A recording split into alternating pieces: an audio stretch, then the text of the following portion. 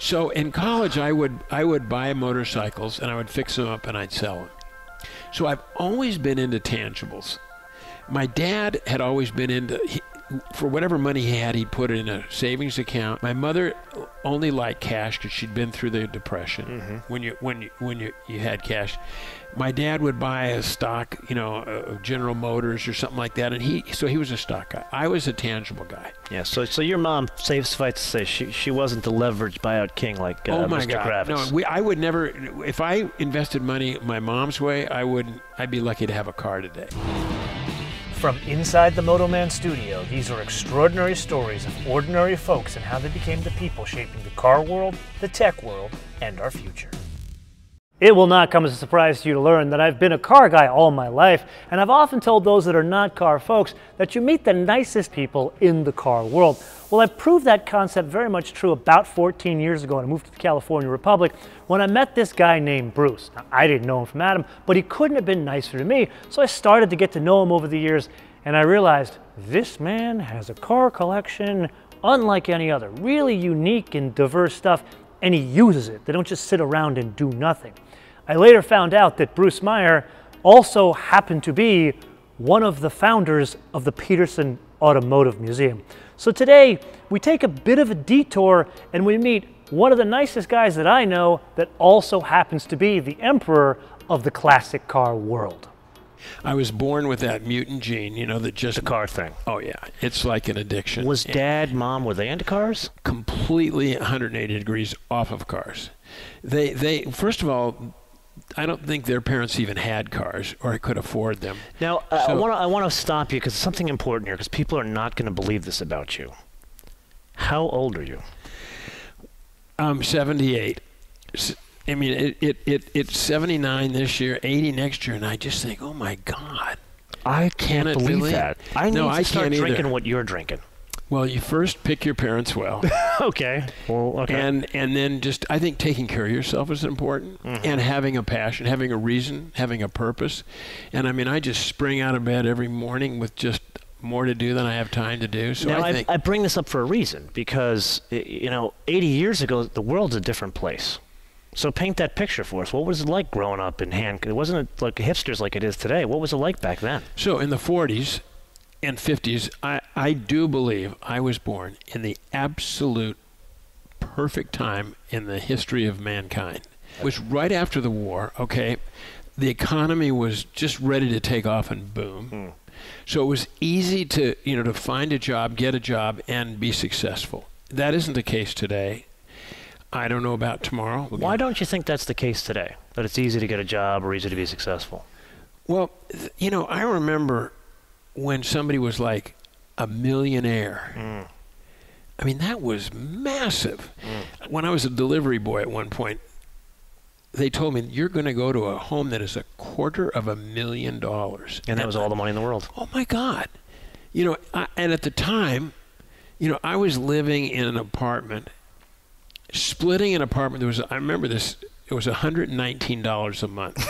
And there were in Hancock Park. It was in Hollywood. I must say it was 50 feet off the freeway, so there was a reason it was so cheap. But we didn't know about fumes or anything like that. But I couldn't even spend the money I was making, and I wasn't making a lot of money. I was making about $600-700 a month. And what year was this? This was in the mid-'60s by this time. It just didn't cost as much to live, and it didn't take as much a part of your income to survive. I mean, in today's world, it's hard to get by on, $50,000 or $60,000 a year.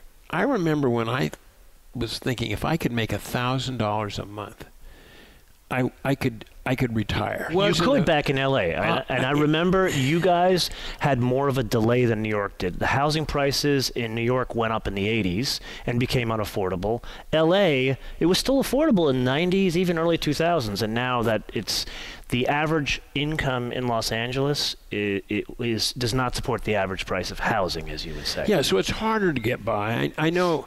Take me back to when you were growing up. Sure. First of all, my grandmother lived with us, my mother and my father, everybody worked. Were they first-generation Americans? Or No. My father was a second generation Angelino, Los Angeles. Wow, I'm that's third highly gen. unusual. Yeah. His father was born in Los Angeles.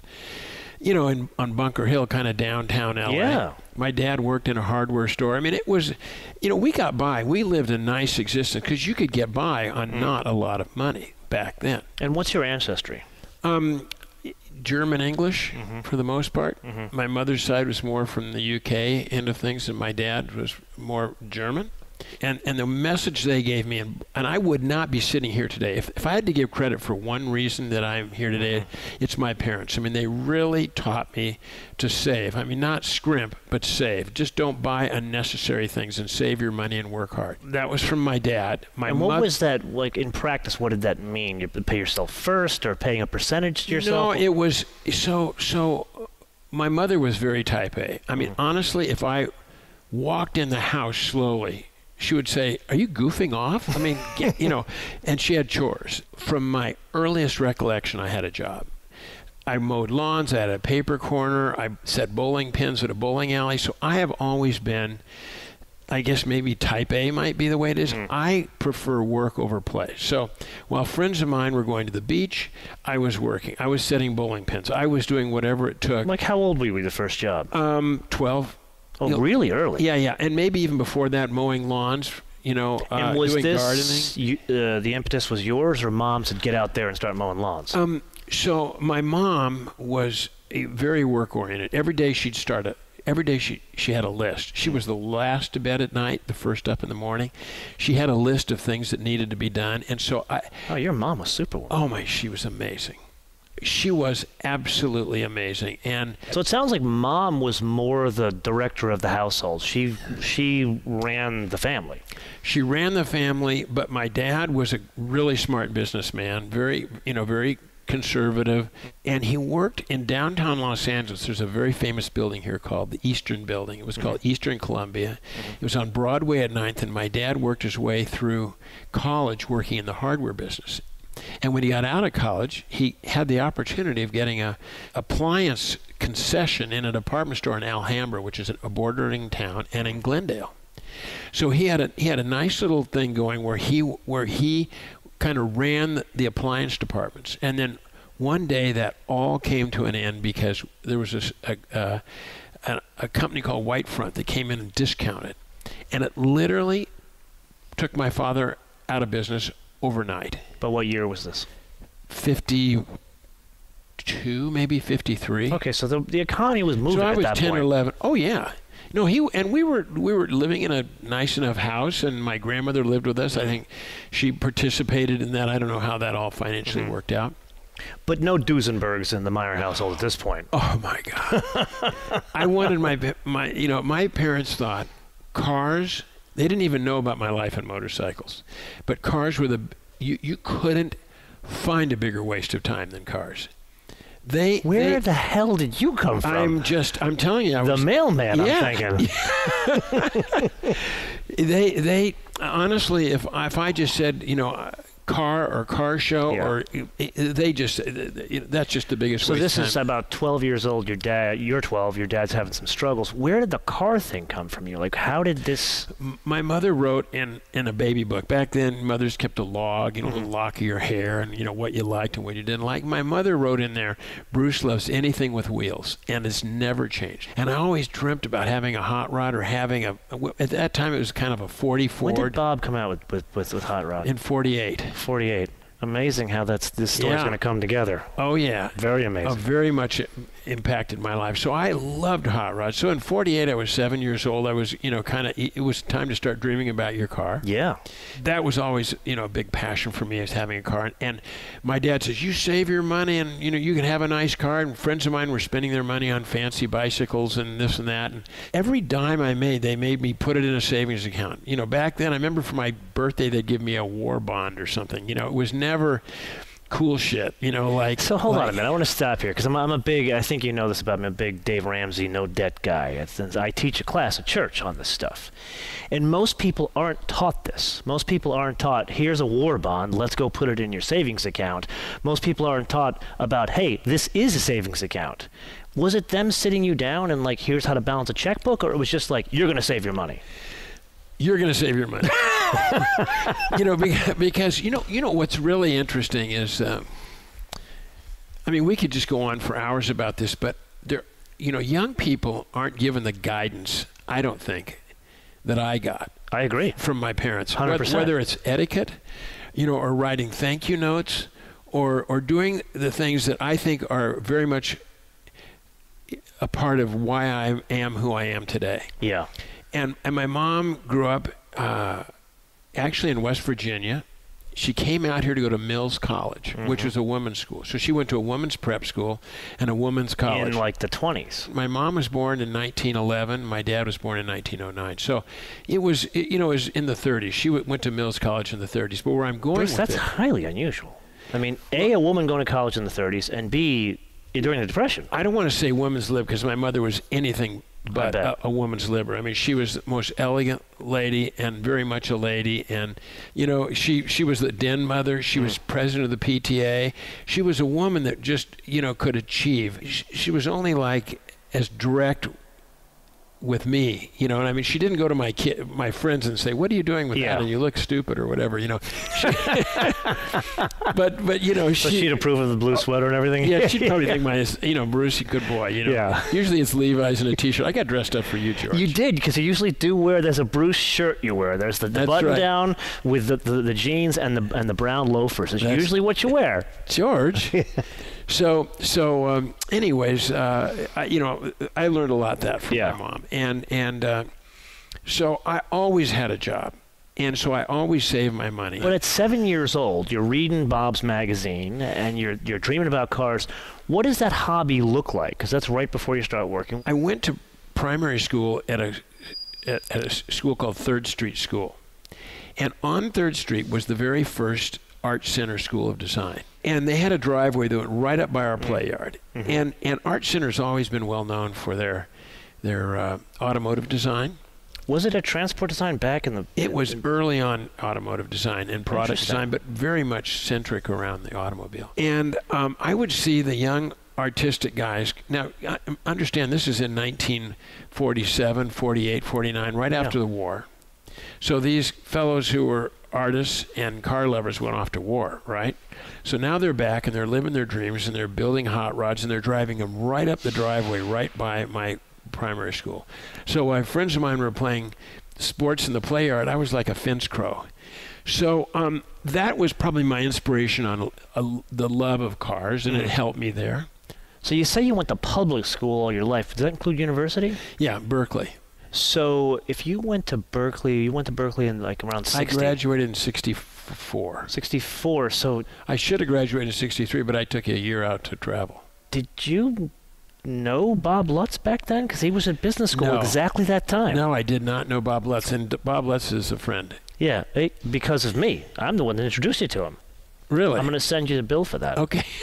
Put it on my tab, I will put it on your tab. I'll just take a 910. Thank you very much. Yeah, we can work that out. Okay, so what are we doing in terms of cars now? Like, well, let's go back to teenagers. Okay, what was your first car? Okay, so that's a really good question.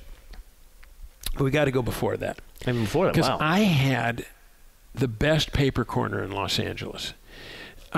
It was on Highland Avenue, and there's a center island in Highland Avenue. Now there's a famous restaurant called Pizza Mozza right across the street. Oh, I love that place. Yeah, you can barely get into that. That's right. Yeah.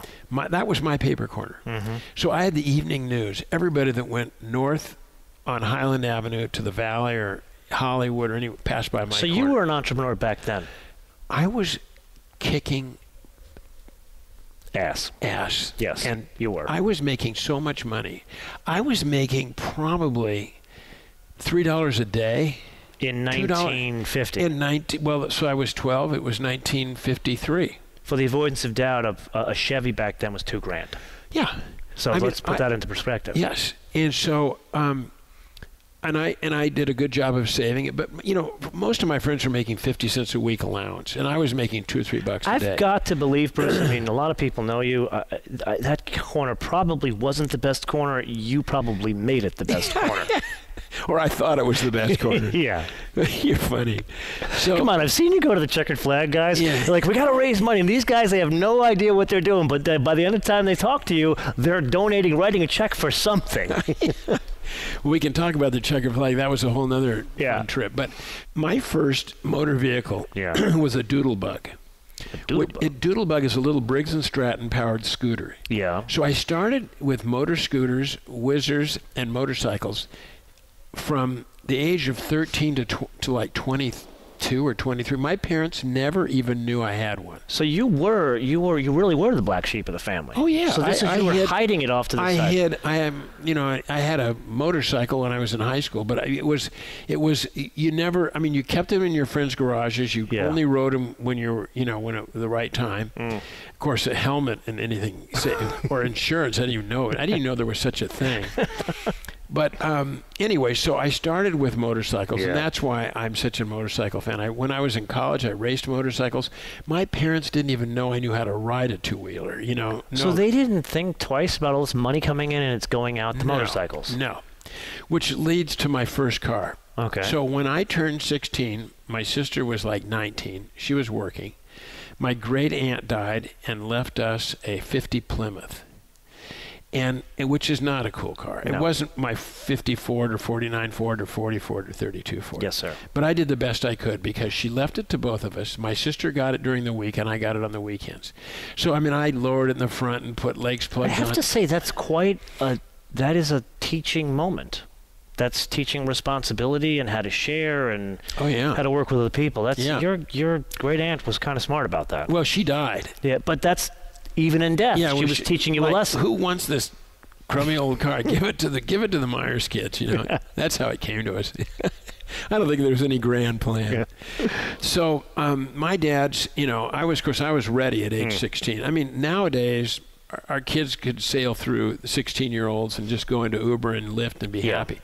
I mean, I literally had an advent calendar counting down to my 16th birthday when I could end up with a car. It was the second coming of Christ when you got your license. Oh my God! It was like life is about to begin. Were you okay? I got to ask something. Were you did you take girls out? Were you into girls, or you just thought I was only focused on cars? Oh no, girls were very important. It was sex, cars, and rock and roll. And your parents had no idea. They knew about the girls because I really. Oh yeah. So you bring the girls around, but not the motorcycles. Oh yeah. Oh my God. You'd never bring a motorcycle around my parents. I mean, that was just I never asked because I knew what the answer would be. Yeah. That was all.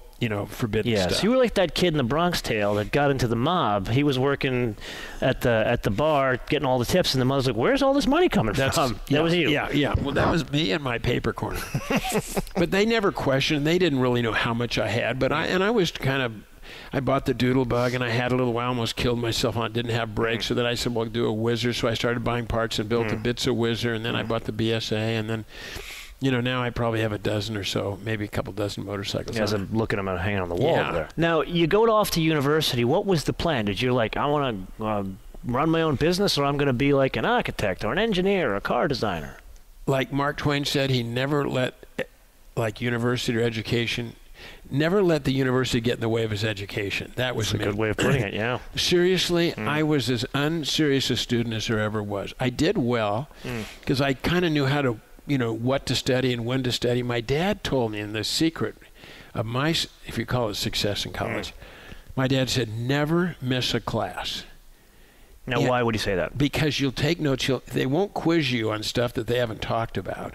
Good point. So you never miss a class. And I always took the early morning classes so I wouldn't be tempted in the afternoons. I was a B student. And then I was going to go to grad school, and I got accepted to a business school, and then I decided, USC. But I at that time I was making, my $600 a month. I thought, I don't need business school.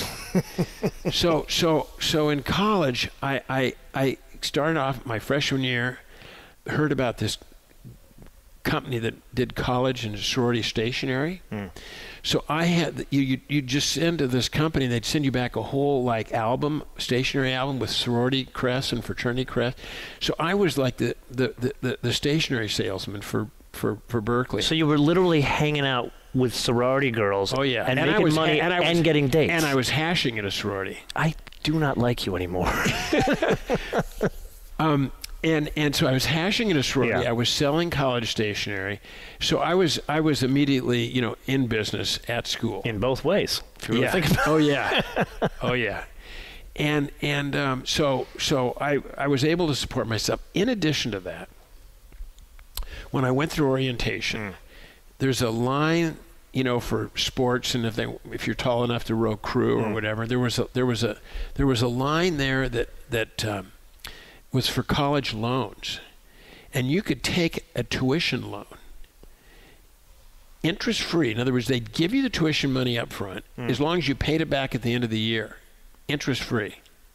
Cha-ching. So you're taking the money and investing it? I took money from my dad for my tuition. I had you paid it with it. Yeah. What did you? How did you make my interest on? So I remember I bought a 50 Merc and another motorcycle with the money, and all I had to do was liquidate it by the end of the year, and it was money for nothing, right? Because there was no interest on it. So I was taking my tuition money. I was taking my tuition money and buying stuff. So I had a 50 Merc. We bought a hearse. We bought a motorcycle. A hearse. Yeah. It was like a late 30s Packard hearse. So you were literally getting interest-free loans to support your car habit. Well, you can call it an interest-free loan or just money for nothing, because I would just make sure I had the money at the end to pay back the loan, and it was. But you never got stuck with a loan. Oh no. You were always able to liquidate. Oh yeah. I just used the money. And so your dad ended up paying for tuition. You were supporting yourself on everything else. Yeah. And so I was hashing. I was selling stationery, and then like my second year of college, I stopped the hashing gig and I went to work at Berkeley. There's a real famous place called the Rathskeller, Larry Blake's Rathskeller. So I started out at like age 19. I was a busboy, so I was working like probably 3 or 4 nights a week. Going to work at 4:30, they'd serve you dinner, and then you'd work through the dinner hour, and you'd come home around 8 or 9. And then down below was this like the hip college bar called the Rathskeller. And I met the manager down there, and he just says, everybody that worked in the Rathskeller was a college athlete. I was not. I started as a swimmer, but gave that up. Did you ever like sports? Did you ever sit with your friends, watch football, baseball, and that kind of stuff? I can't say not so much. Yeah. I grew up surfing and swimming. I have to say, I've done a little unscientific poll, and I think most car guys, like serious hardcore car guys like you and me, Peter Kloot, guys like that, we're not into sports. Like, you'd never catch us watching football games and baseball games. No, I'm way too type A. Now, I do watch the Rose Bowl and the college championship. Different, yeah. I go see the Mets when they come and play the Dodgers every year, and that's it. Right, yeah. No, but just sit and watch TV when I could be working. Absolutely. I'm working. I would choose work. Okay, so you graduate university with these interest-free loans, and you've bought like 5 or 6 cars throughout university. What was the coolest car you had in university, actually? Okay, so my dad said if I saved my money, he'd help me buy my first car. Okay. So in 1960, he thought I was old enough. I was 19 years old. Yeah. And my dad, when he'd buy a car, he would buy whatever the cheapest model is. And he liked Chryslers, so he would buy a Chrysler Windsor and literally keep it till the wheels fell off. So our cars were 7, 8 years old at home. They were awful and horrible color palette, Ugh. And so my dad, I said, I'm going to buy this Chevy Biscayne, which was the cheapest model Chevrolet. Yeah, a new one you wanted to buy. New one, because he said he'd help me with my first car. Okay. So I went to the dealership, spec'd out a Chevy Biscayne with a Post. It was the cheap. Oh, I know the Post. Big engine, 4-speed. Nice. So it was a 409 at that point? Yeah, I forget what it was. It was a 409 or 340, whatever it was. And it was $2,400. So I was coming up with $1,200. He was and then I'd been watching these little Porsche cars run around. Of course you were. And I went, and John von Neumann had a dealership right up the street in Hollywood. So I went up there on my bike, I'm sure, or my motorcycle, and he spec'd out a brand new Porsche for me with European delivery, $2,700. So I went back to my dad. I said, Dad, I'm Wait a minute. So a 356. It was this was in the year 1960. Yeah. The car was a 61. Yeah. Coupe. No extras. I didn't even have a radio. The only extras I had were chrome wheels and signal red. It was a slight upcharge. Did the European delivery make it affordable? It was probably a $200 or $300 saving. Okay, so that's 10%. Yeah. It's 10, almost 10. That's a lot of money. And that's when I took a semester out of college and traveled. My family, kids with me, if I want to go somewhere, they know there's a car, something buried in there. So I convinced my dad, anyways, blah, blah, blah. Yeah. Off to Europe I go, and I buy this Porsche, $2,700. And from 1961 until today, Yeah. I've driven Porsches. Yes, you have. I remember you and I, we scared some people in Beverly Hills, perhaps drag racing. Maybe we didn't. You never know. In a 911 Turbo. Yeah, that's right. Yeah. So I've been a Porsche guy pretty much. If there was, although That's a hell of a first car, Bruce. So I went to college with this bright red Porsche, and everybody knew my car. It was the only Porsche in school. Well, was it a thing back then? Like, did people understand what it was? Flash your lights. I mean, you might see a Porsche a day, maybe in the city. In L.A. In L.A. But not up in... Yeah, there were very few. Not up in the East Bay. Yeah, and I didn't drive it every day. I drive it on the weekends and on my dates. But to have a Porsche when you're... On your dates. You're selling stationery to your sorority dates. Sure. And a ride in the Porsche. You get the bonus.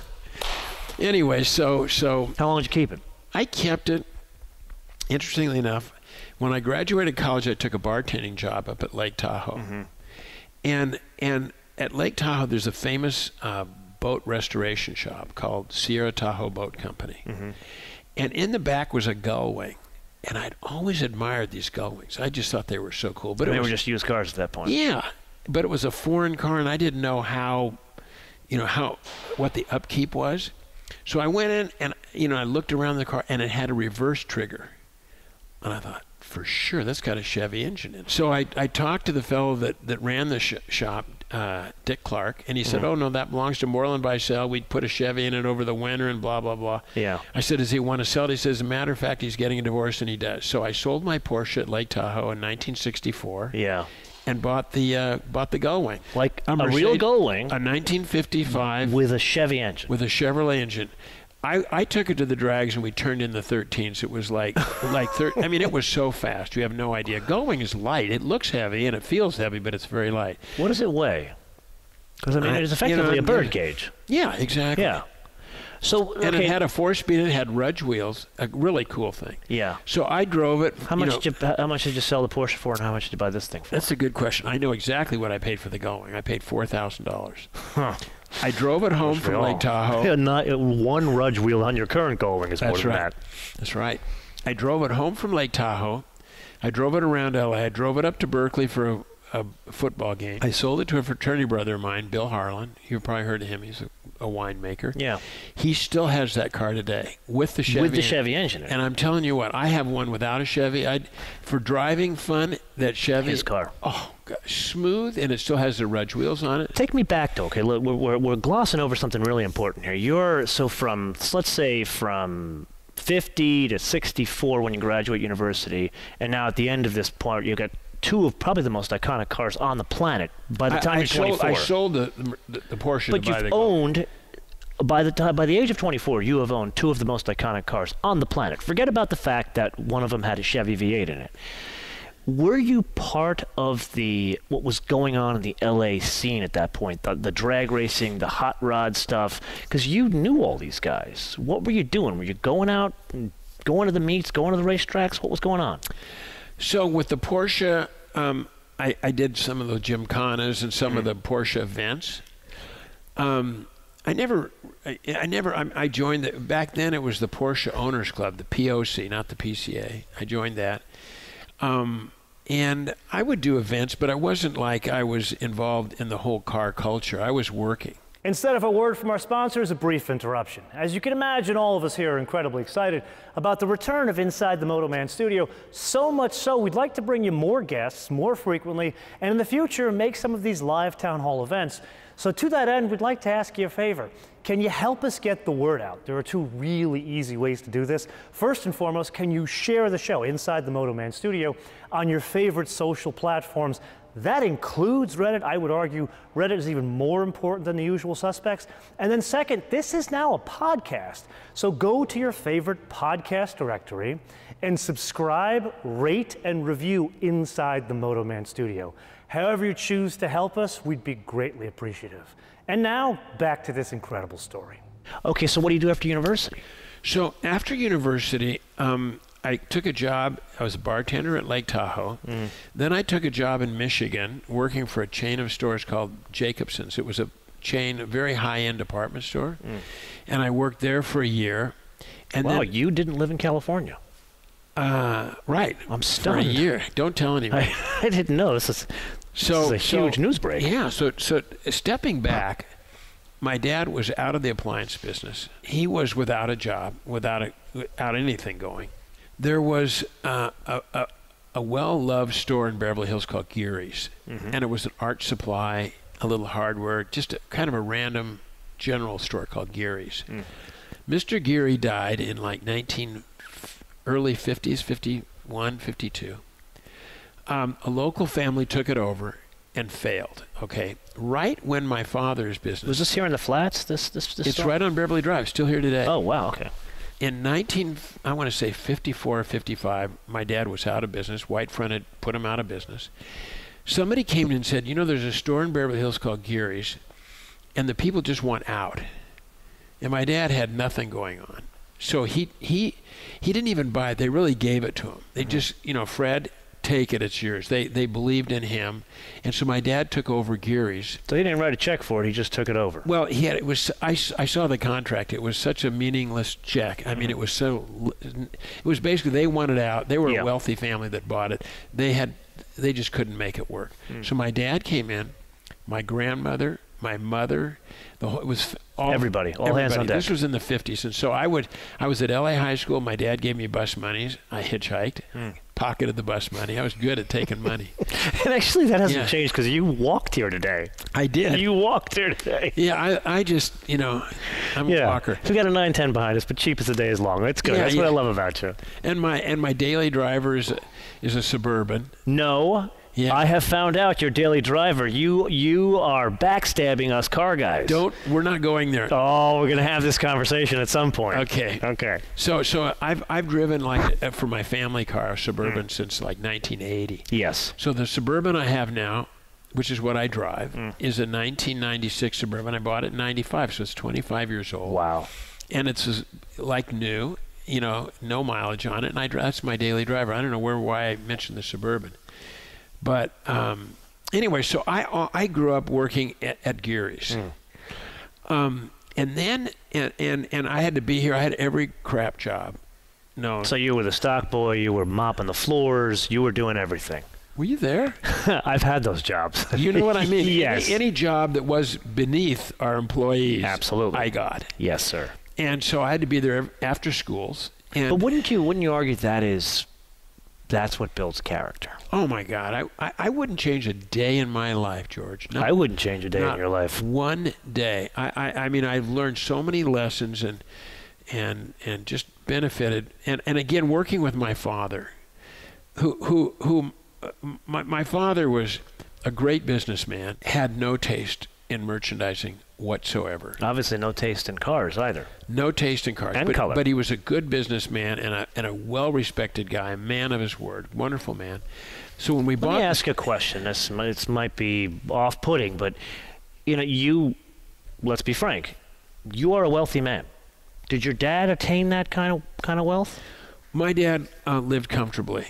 My mother handled the public relations. She handled the merchandising. She dealt with the big customers. She was, lady of the house at the store too. So were you just going there like, okay, I want to get a paycheck so I can buy motorcycles? Or did you actually take the opportunity like, hey, maybe I could learn something?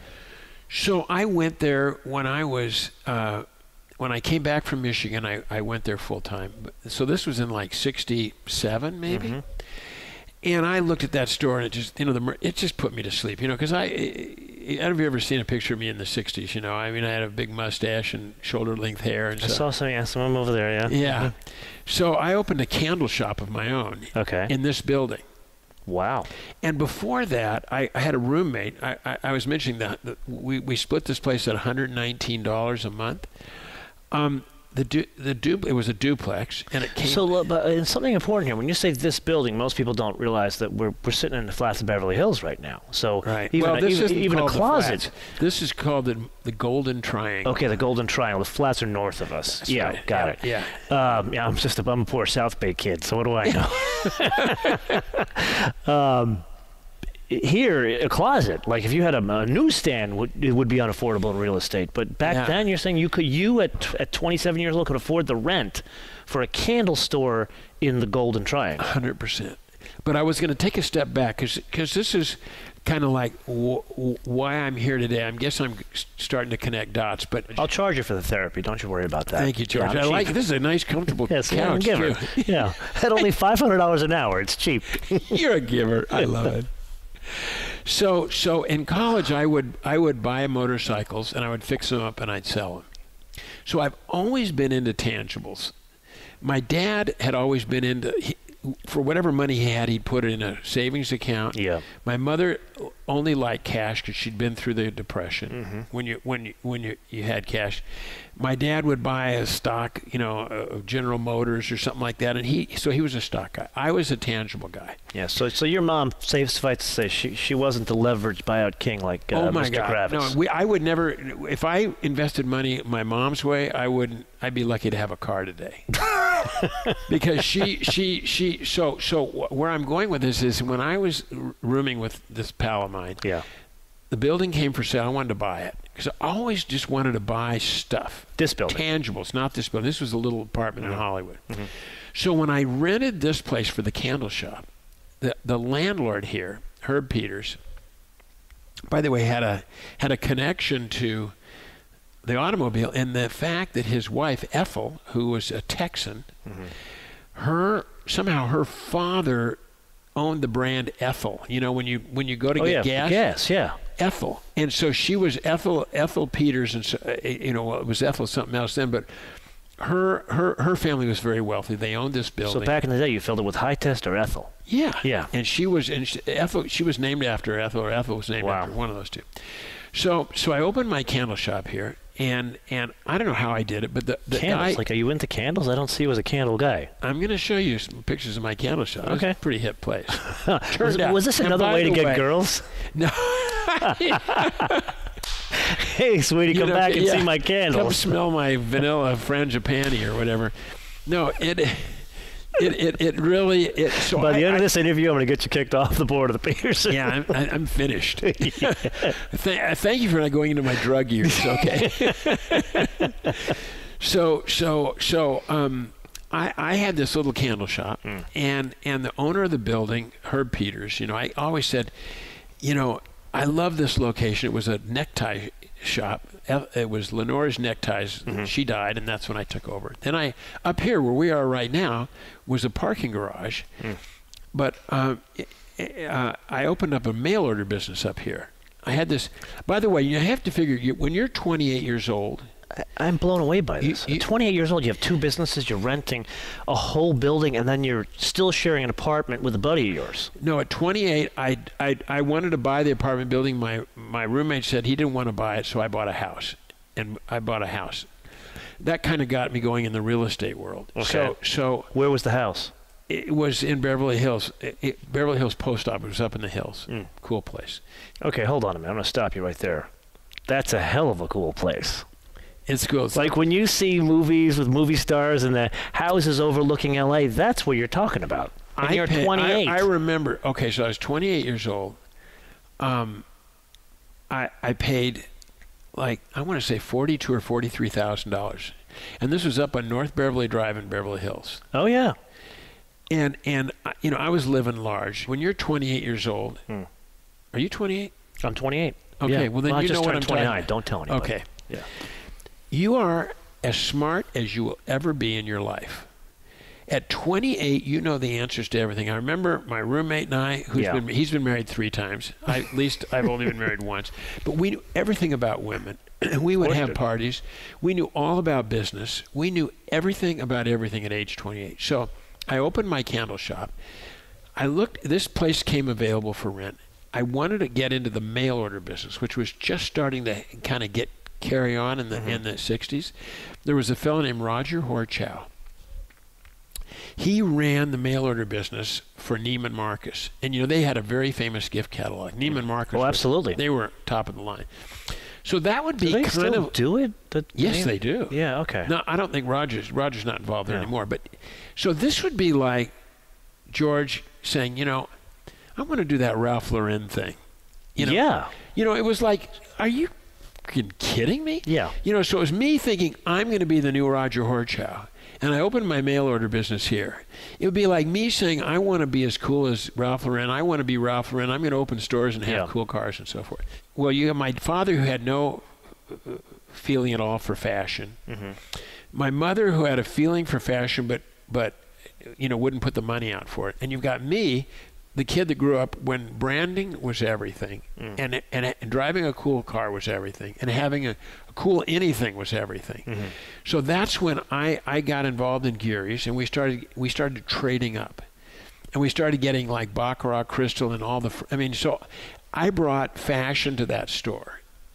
So and I think if I added anything to it, I had an eye for design and an eye for kind of like making things happen. You do have an eye for design. You look at any one of the cars you have built, you definitely have an eye for design. I think, a car has to be good looking or I'm not interested. It could be the most famous car in the world, and if it's ugly, I have no interest. In like the late 60s, we'd now combined my candle shop with Geary's and the mail order business. So you merged the whole thing together in one entity. So you owned the business along with your family. Well, my dad really owned the major part of it. I had my candle shop, but it was all I did was rent. Yeah. So I was just, So you guys owned the building down there? No, we'd never invested in any real estate. But that's what I wanted. Wow. Yeah. Your parents weren't real estate investors, but wow, look at you. Yeah, my mother every building I would come with, she would just say, Bruce, don't do that, save your money. And God, what happens if you can't make the mortgage or whatever? So, my mom, forget it. Was the house that you bought up on Beverly, was that the first piece of real estate you bought? Yeah. Okay. Yeah. So you were 28, and that was your first investment in real estate. Right. And then I sold that and bought a duplex.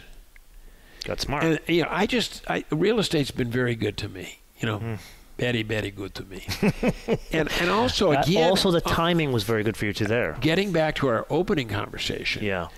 You could buy stuff like this that was affordable and financeable.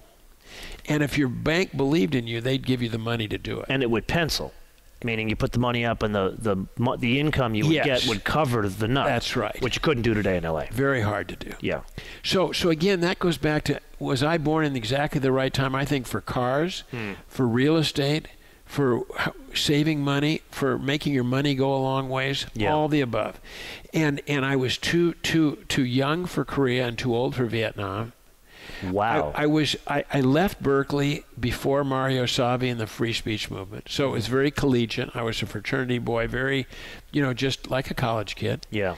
I kind of missed the hard drug thing. I had friends of mine that got into drugs, and that's why I'm so opposed to like legalizing marijuana. My friends got into harder stuff and weirder stuff, and truthfully, it cost them their lives. Absolutely. And so I don't have an addictive personality. I'll take a glass of wine. Everybody knows I really don't drink. Yeah. I'll have a glass of wine or a glass of beer. No, I get it. You and I have a similar thing. Yeah. I've never been a big drinker. I've never taken a drug in my life. Yeah. I too agree with you that legalization is a problem. We can talk about that another time. It's a gateway. It is a gateway, and it's not just in the addiction for the person. It is also a societal problem. We're on the same page. Yes. That's for our next. And that's our next discussion. We can sort the world's problems out. But let's get back. I want to talk about a little about the real estate thing. Sure. Because a lot of the audience knows you as a car guy, knows your collection, but they do not know what you created in real estate. I was fortunate enough to buy the little house in Beverly Hills. Yeah. And then buy this building. Yeah. And at a time when you could afford stuff. Yeah. And then as other properties came along, I was able to acquire some other properties. But I'm not a real estate guy. My son is a real estate guy. He got his master's in real estate. He went to Berkeley and got his master's in real estate. So, he's a real professional. So what do you consider yourself? A real estate investor? A retailer? What do you professionally, not just the car stuff? Yeah, I would say I don't look at the cars as an investment. I look at them as just a pure joy and giving me so many great friends. Well, we'll come back to the cars, but in terms of professionally, what do you consider professionally, yourself? I would consider myself a real estate investor, and when I ran Geary's, and this is why my dad was such a great partner. If I saw something that I thought would sell, I would buy it, and I would buy lots of it. And I never like think about, well, what about inventory and turnover and some of the like traditional, real estate paradigms? I mean, are you getting 2 turns in your inventory or 1? I never gave it a thought. I ran that store strictly out of passion. I bought what I thought would sell. I didn't care what the price was, whether it was low or high. I just bought stuff that I thought appealed to me and my aesthetic and what I thought would appeal to our clientele. And if we made money, we were doing it right. And if we didn't, then I guess we weren't doing it right. And the same way with the real estate. I've got a couple partners that have invested with me, and we're partners in the real estate. And I've got one partnership now, and the guy that I'm investing with is a real estate guy. But you're not a real estate guy. No. I will go find a building. I said, I love how you say this. I'll find a building. I said, we just have to buy that. Yeah. And they're going to say, well, I mean, like, why? I mean, what's the return? Are you buying it at whatever the cap rate is, and how are you doing this, and what? I don't know. So everything for you, it sounds like you do it on gut feel. I am totally gut feel. It's worked out well. Thankfully it has. Now, is your ethos, do you mainly stay within Los Angeles and California, or do you invest outside of it? Only Southern California. Interesting. I did a little bit up in Santa Barbara, and I wished I hadn't. And what's the logic? Why do you only stay Southern California? Okay, so originally I had most of my stuff within about 3 blocks of where we are. And then after 9/11, I saw something that I didn't think that I could ever see before. I thought, oh my God, that could happen here. That could happen anywhere. I mean, and then I realized, if something happens here in Beverly Hills, that's everything I have. So that's when I started to diversify. And so I went out of Beverly Hills, and I didn't buy any more in Beverly Hills to speak of. I went to Pasadena and Santa Barbara and Newport Beach and stuff like that. But again, none of my projects are big projects. People could drive by my stuff all day and all night, and it's not like I have a signature. It's just little choice things here and there, small. But you started in the mid '60s, so yes. your advantage is time. It's like the old adage, you get rich slowly. What was it? Smith Barney said that. Yeah. Or something like that? Well, yeah. And I remember a friend of mine who was a real estate guy. Sometimes somebody bring you a big project. And I just was never comfortable in that, because I just didn't want to extend beyond my means. And I would pass it up. And he said, you remind me of a friend of mine who just has a lot of little teeny projects. My projects are really small.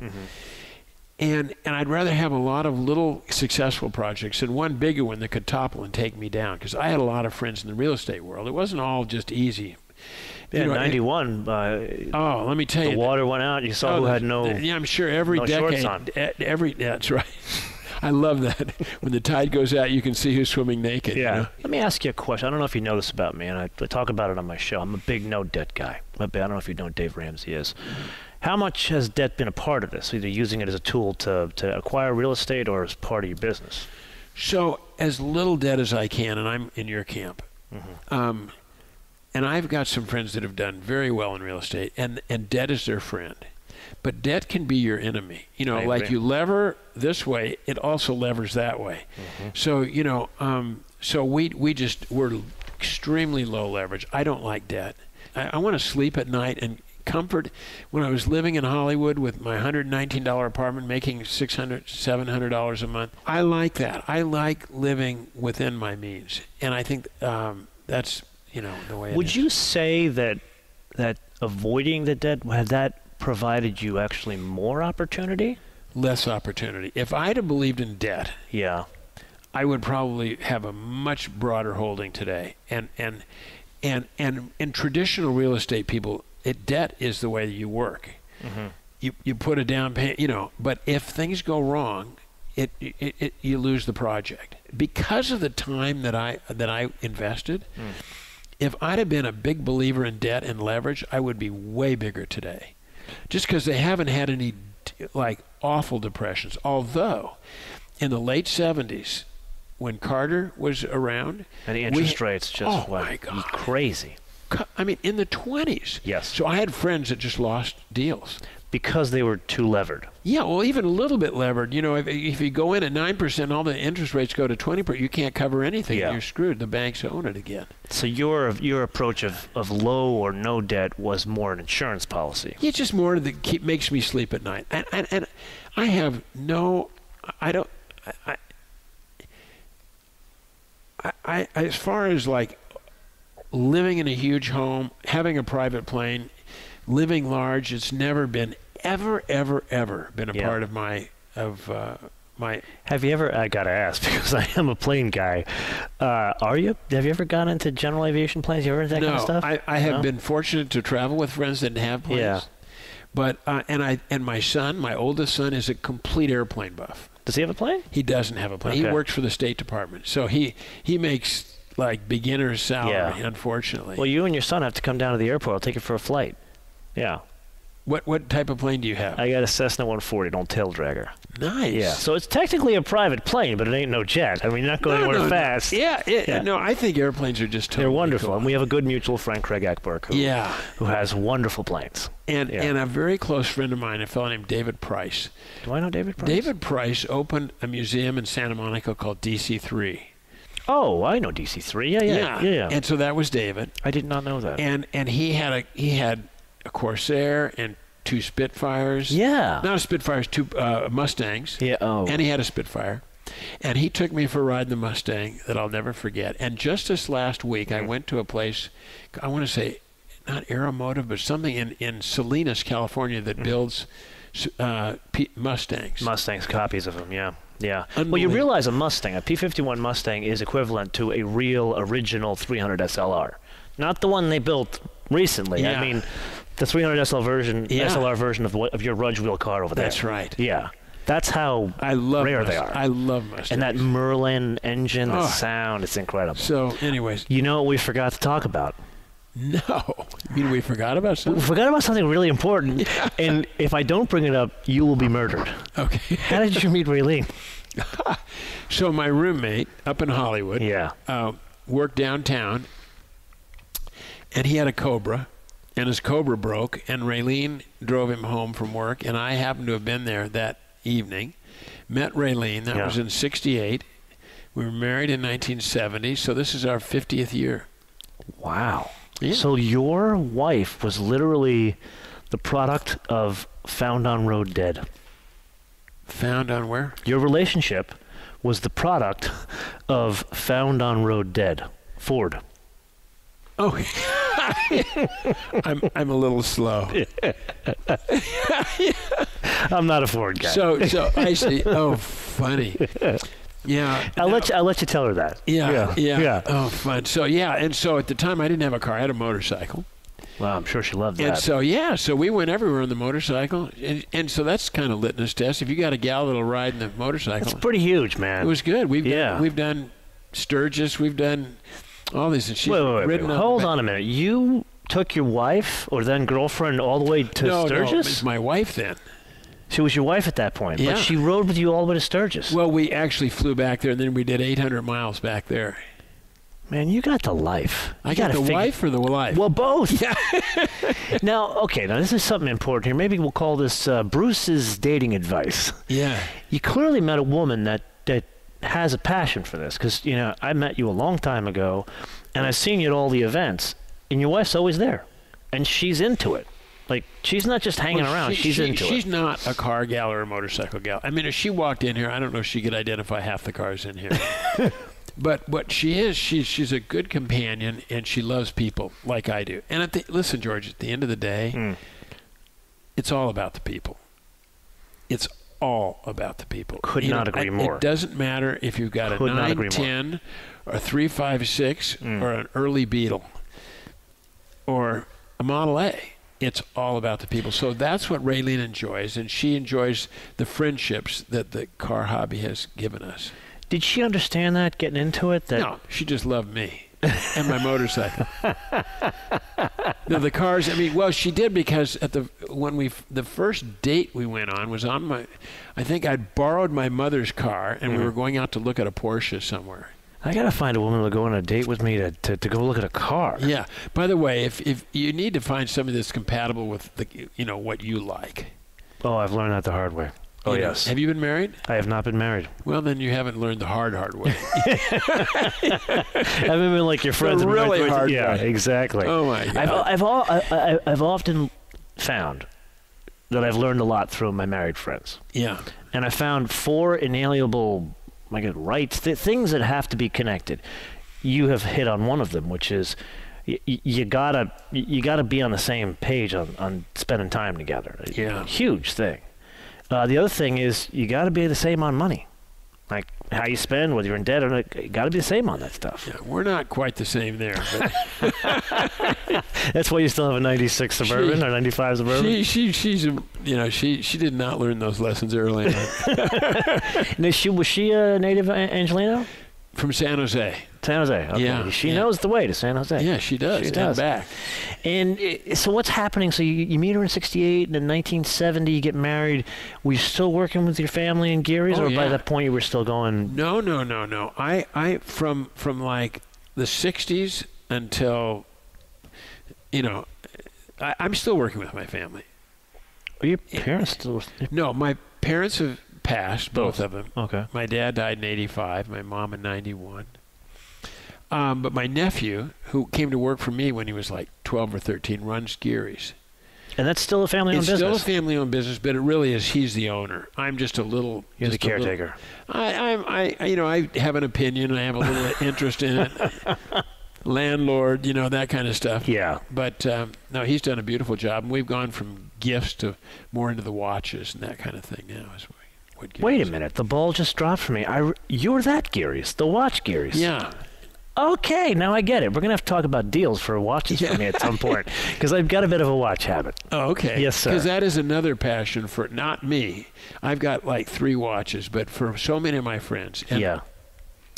And we really just have 2 brands. We've got other brands, but there's only 2 that matter, and that's Rolex and Patek. Yes. At least here. Do you carry Breitling? No. That's not a thing? It's not for us. Okay. We're just Rolex and Patek for the most part. Mm-hmm. And we have, like 4 Rolex stores now.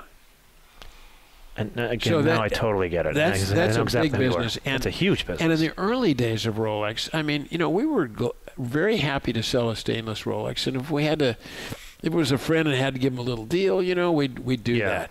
Now, I have, for friends, we deliver a watch. It's crazy. The stainless watches now are selling on the secondary market for substantially more than list. We only sell at list, and that's why we have such a great relationship. Now, who brought Rolex into the business? Was that one of your ideas? No, that was during my nephew's time. So he was smart enough to bring that up, because that is a license to print money.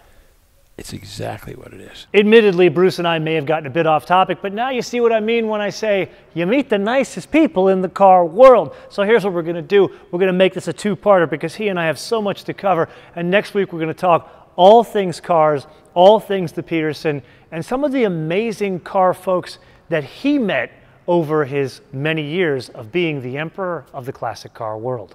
Many thanks for joining us throughout the entirety of this episode. And don't forget, subscribe, rate, and review Inside the Moto Man Studio on your favorite podcast directory. And while you're sharing, how about on your socials as well as on Reddit? Until our next incredible guest, be später.